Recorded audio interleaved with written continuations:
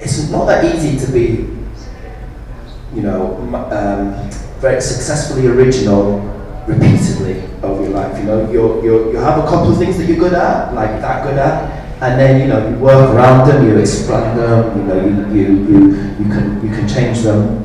You know, for me personally, when the deep house explosion happened, you know, there was, you know, a lot of people started making records that sounded the same as what we were doing, and which is fine. You know, I see that as kind of a compliment.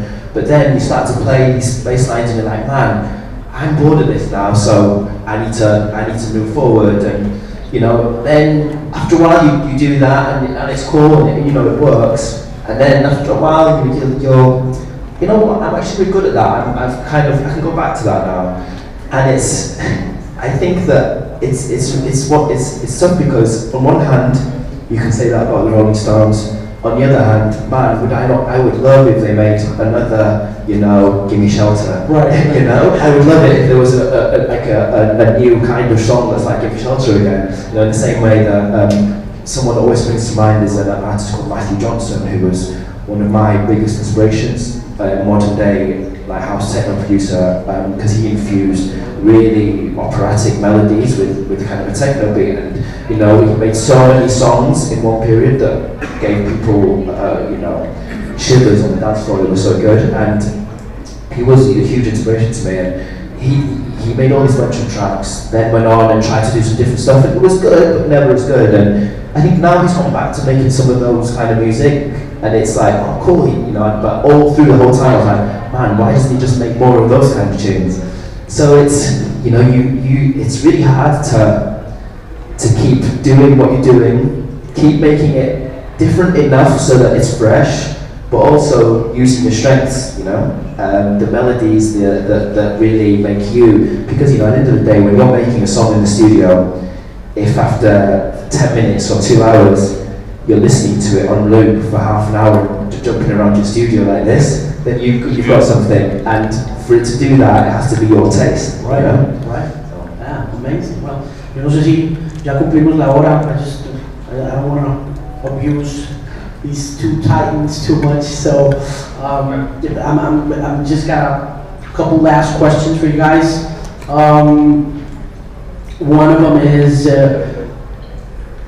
where do you think the whole thing in electronica is headed, given the massive success of EDM culture in the past 5 years, the numbers that the press reports regarding, you know, $6 billion business, how that has influenced pop culture, and how it seems like electronica is pop nowadays.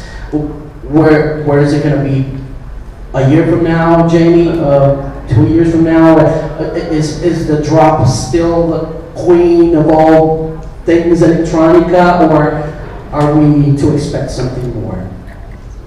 I mean, I'll go first. I think that everyone keeps talking about the bubble bursting and this and that. Everything does go in waves. I think that, you know, the wave isn't going to be as dramatic now. I think that I've said this a year ago. I think the day that people can take a pill, not that kind of pill, a pill that can basically let you read music and play any instrument without having to put the time and effort to learn, then maybe indie music and all this kind of music may become as massively popular as it was. Nowadays, kids don't want to pick up a guitar, they want to pick up a laptop or an Ableton. And the music that comes out of that now is synthesizer music and drum machine music, and that's electronic music. So that is, I can't see electronic music not being at the forefront of what kids want to be involved in for quite some time. Right. My dad was telling me that over the holidays. It was like we were talking about revolutions, and we were talking about how important like movements such as hip hop, you know, just came about and things like that. And my dad was just like saying, I just can't understand why 150,000 kids are standing in front of a guy with his hands up in the air. I mean, where's it all headed? You know, he was like outraged and stuff, and I was like, well, you know, it's the way it goes. You know, it's the future, right? And the future is the present now. It's just literally the tools that you have. You know, in the early '80s, synthesizers and keyboards became cheap, so all of a sudden, you know, American young black youth could buy a keyboard for $100, and and that's where, you know, hip hop and drum machines the same. All this equipment that was massively expensive before became cheap, so they started playing about with beats and drum machines, and hip hop and you know, electro, boogie, disco became popular because you can make it at home. And I think technology just plays such a huge part in the music revolutions, you know, especially nowadays. So.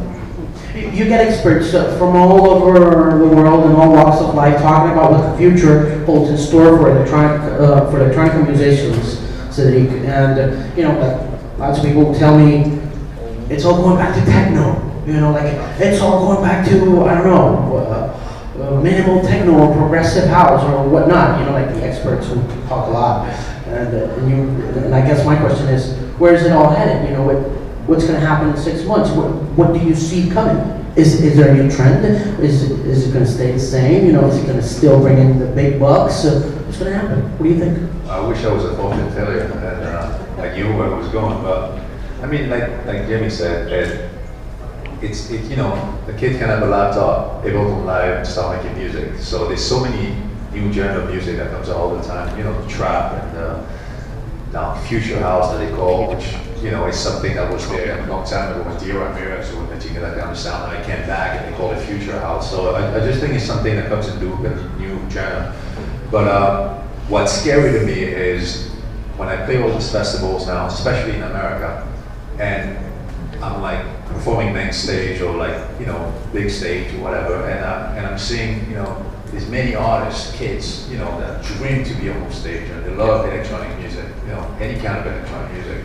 And I'm sitting there and I see a guy, and again, I have nothing against the music, but he's playing straight up hip hop in an electronic music festival. And I love hip hop music. But I feel, because again, it's like, it's an artist that has no song that he's known for, it's somebody that's big on social media, and he's sitting there and he's playing like very easy crowd pleaser in a major festival. And the kids are going crazy, obviously, because those are big hits and playing on the radio and all these things. So I think that's a little bit, scares me a little bit, because more and more DJs are doing this now in festivals, like, because they're like, okay, cool, now I can go and I'm getting booked and I want to play, you know, I'm in love with the Coco and I want to play this thing, I'm going to get a right reaction.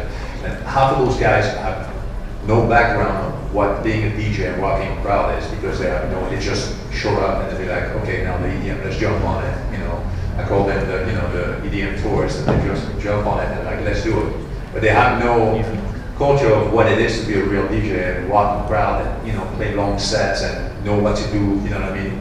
Play different kind of music. You know, I don't play the major hit when I play. I play, you know, progressive house, which they call mainstream, whatever, but I don't play the main, you know, I play my production thing, and I still rock the crowd the same way that this guy is playing, you know, the hip hop thing. And it's getting more and more, and I had a conversation with, you know, Ingrosso and all those guys, you know, that they, you know, I met them, they were little kids making house music out of Sweden. Crazy, they were crazy in studio making this. All they wanted to do is DJ for 5 hours back in the day. So a lot of people give them hate, but what they did is incredible.